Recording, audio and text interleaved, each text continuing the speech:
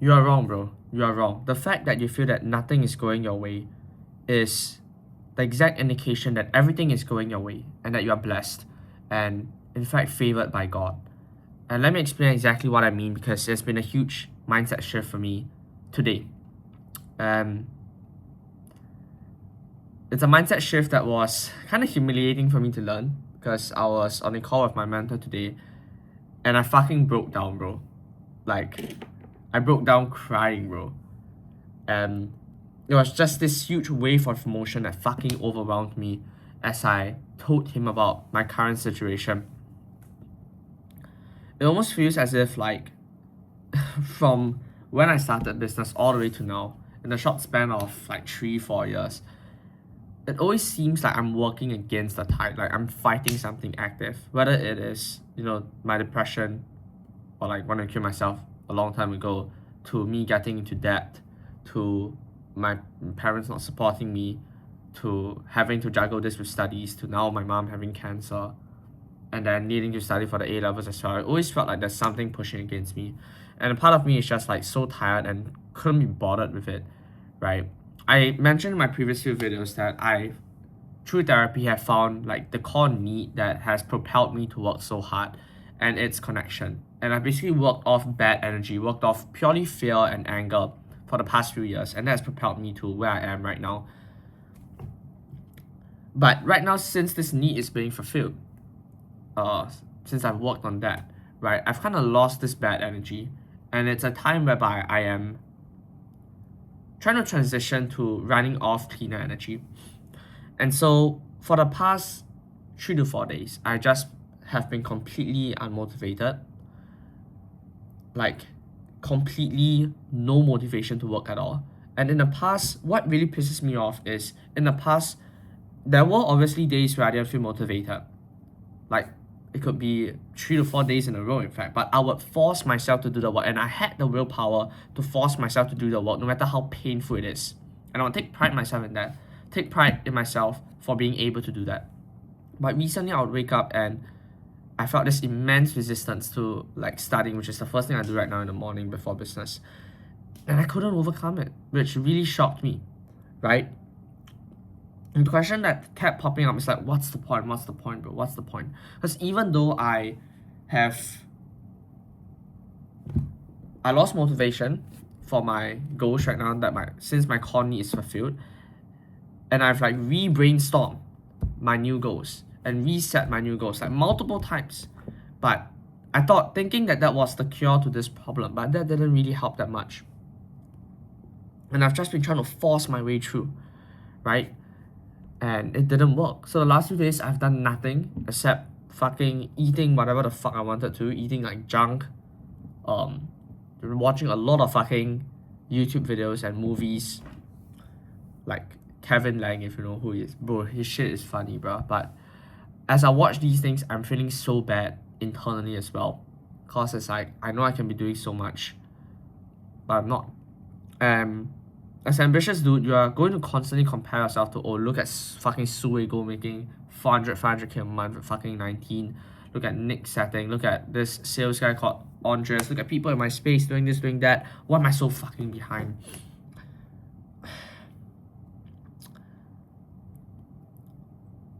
And that really hurts, right? In a sense. And today I got on a call with this. It's probably like the best mentor that I've had so far. It's called Andres Diaz. Like, I bet in 5 to 10 years, this guy's gonna be like fucking Sam Ovens, bro. But he told me something on our last call that really struck me. And I'm gonna read this out verbatim. You perceive yourself so far ahead of your peers that you think you should have this figured out. You put pressure on yourself to not go through the things you're supposed to go through at your age. You're going to get your heart broken. You need to go be social and do stupid stuff with your friends. These aren't things you can skip. You just have a head start because of the skill set you were exposed to. And I think this is really well put by him, bruh. And for young people, right? The thing about young people is, if you're watching this shit, you're probably an ambitious guy and you're not a normal dude. And you're likely young. You probably had some dark force pushing you forward, and you're much more competent than other people. But that is in itself a curse, because now your options for life direction are less constrained by your abilities and more constrained by your choices. And this is the paradox of choice, right? The more choices you have, actually the more unhappy you are. And I'm going to read this like quote as well that I found by Adam Mastroianni, if that's how you pronounce it. This is like an extra special type of tragedy, a tragedy that unfolds while everyone cheers. Like being on a Titanic after the iceberg hits, water up to your chin with everybody telling you that you're so lucky to be on the greatest steamship of all time. And the Titanic is indeed so huge and wonderful that you can't help but agree, but you're also feeling a little cold and wet at the moment and you're not sure why. Having a lot of competency, or being competent in general, is so fucking cool and exciting, but it's also really terrifying and paralyzing, because you have that, plus you have the added challenge of feeling guilty for your ungratefulness, even though the world is at your feet. That's what Chris Williamson said. I think this is a situation that a lot of people are facing, or at least ambitious and smart people like you and me, right?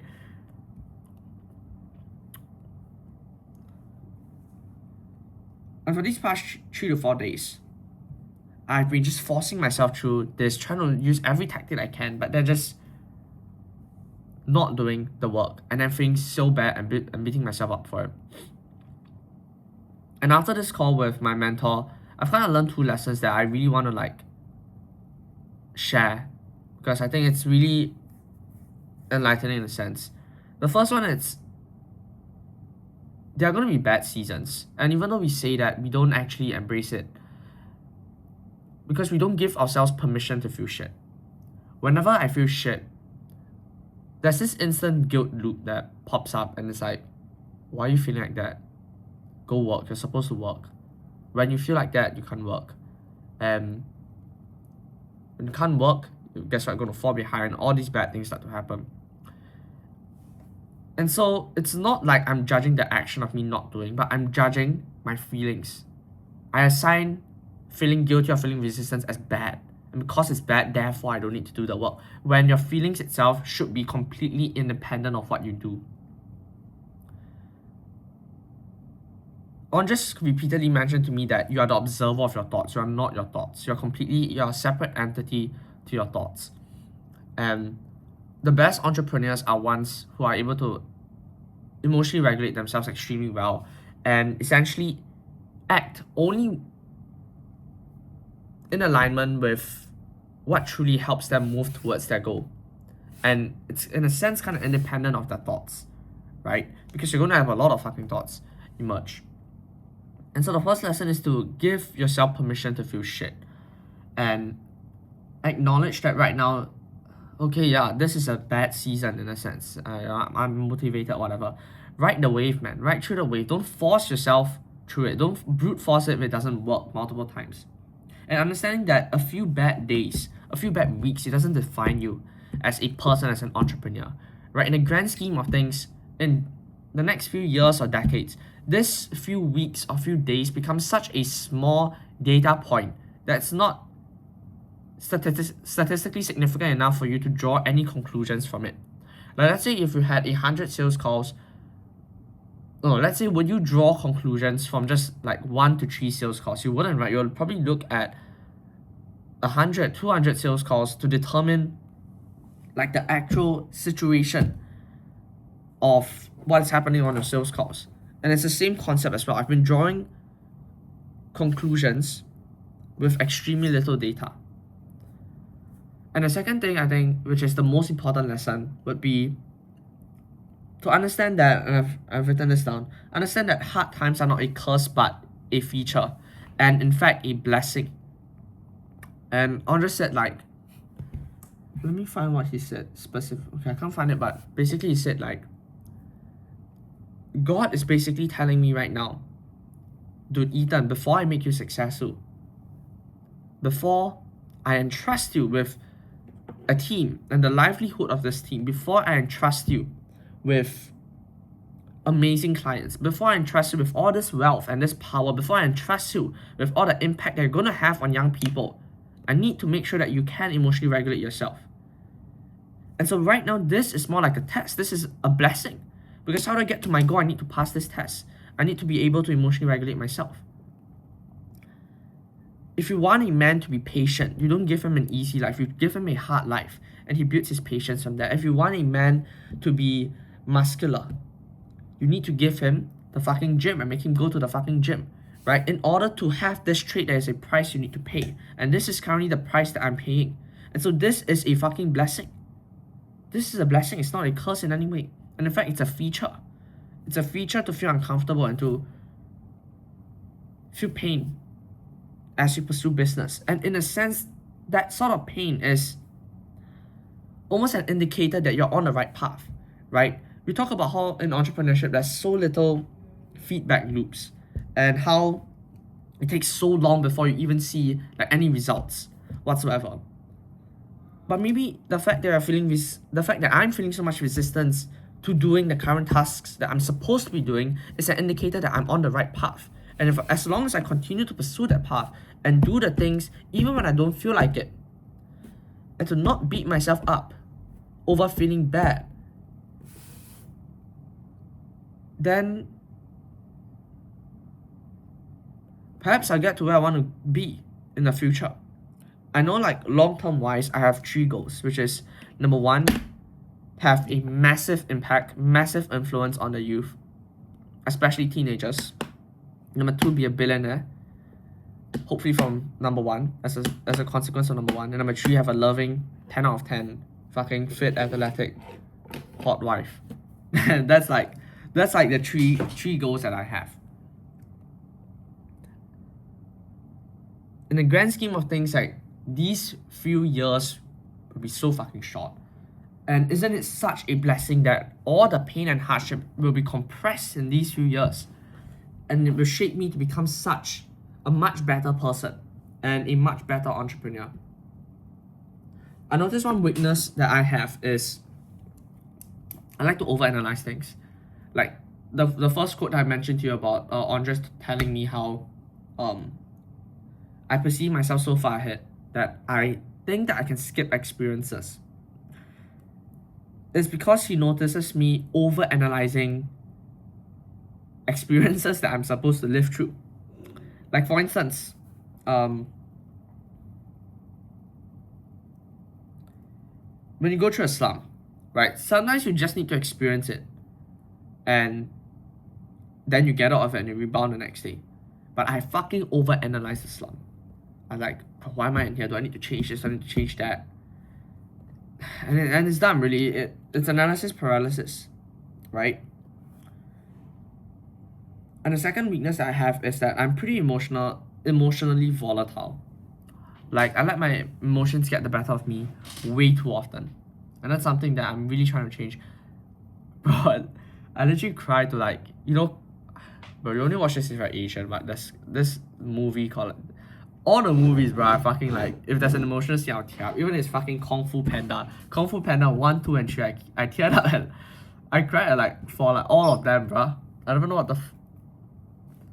And it's like, at this age, bro, at like age 17, 18, so that's kind of funny. But yeah, man, understand that, number 1, just give yourself permission to feel shit. And just because you feel shit doesn't mean that you need to treat other people like shit or to treat yourself to feel shit. But just understand that, okay, sure, I feel shit. Now what? What do I want to do?